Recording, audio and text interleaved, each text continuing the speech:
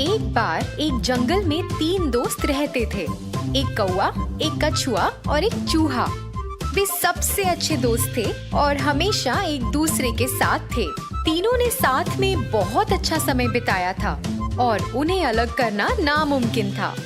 एक दिन वे 3 नदी तट के पास अपनी दैनिक चर्चा में व्यस्त थे जब अचानक उन्होंने एक घबराए हुए हिरण को नदी की ओर आते देखा। तुरंत कौवा पेड़ के ऊपर चढ़ गया, चूहा पास के छेद में घुस गया और कछुआ नदी में डूब गया।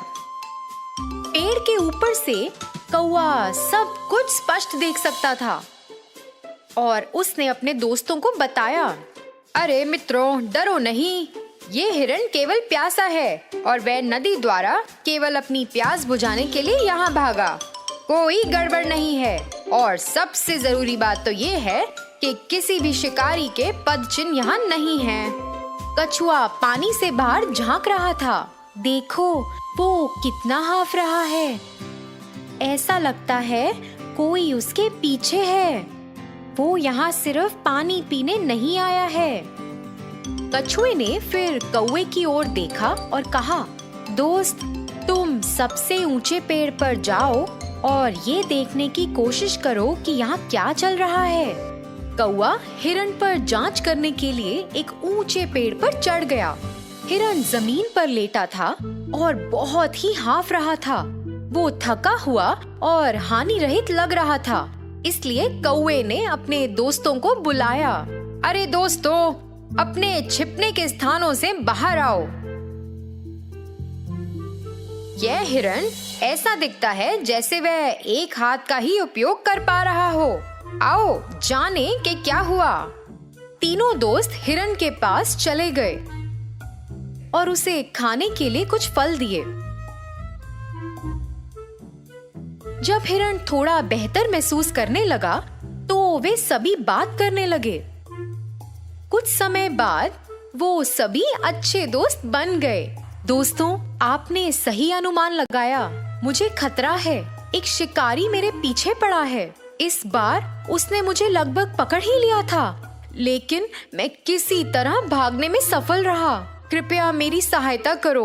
मुझे बताओ कि मुझे इस भयानक शिकारी से बचने के लिए कहाँ छिपना चाहिए।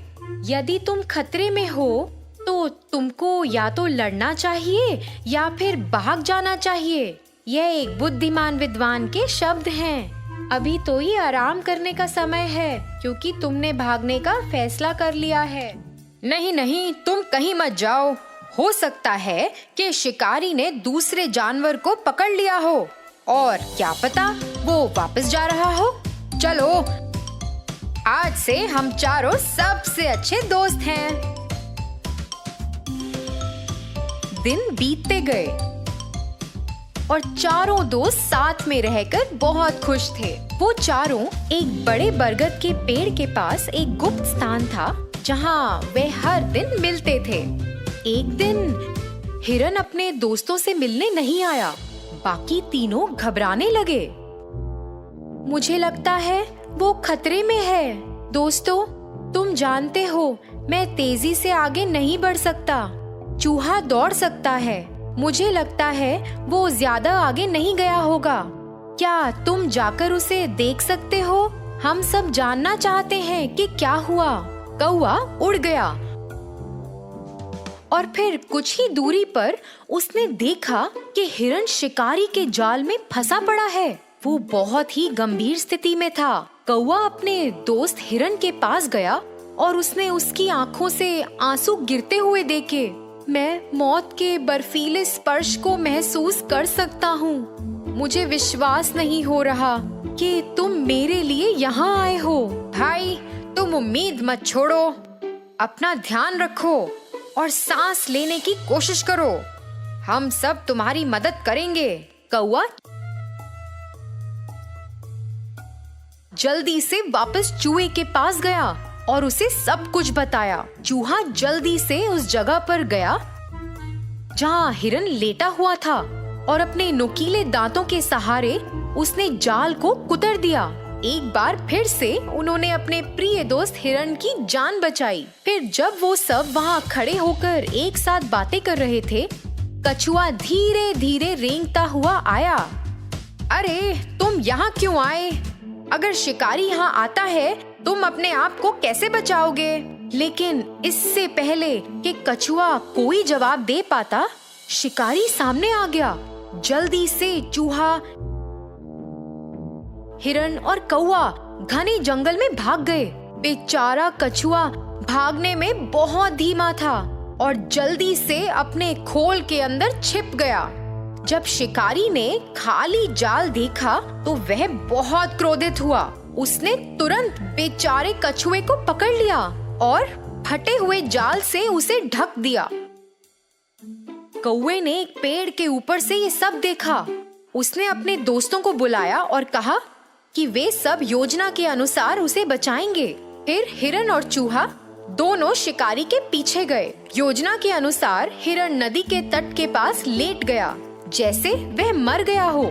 जब शिकारी ने हिरण को देखा तो उसने कछुए को जमीन पर रख दिया। जब शिकारी हिरण को पकड़ने वाला ही था, हिरण घने जंगल में भाग गया।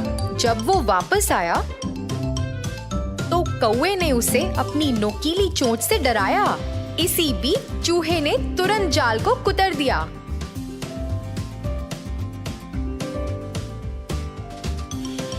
और कछुआ चुपचाप नदी में डूब गया और भाग निकला।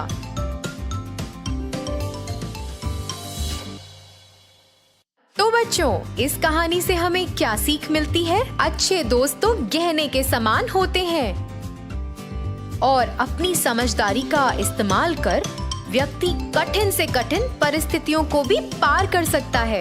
धन्यवाद।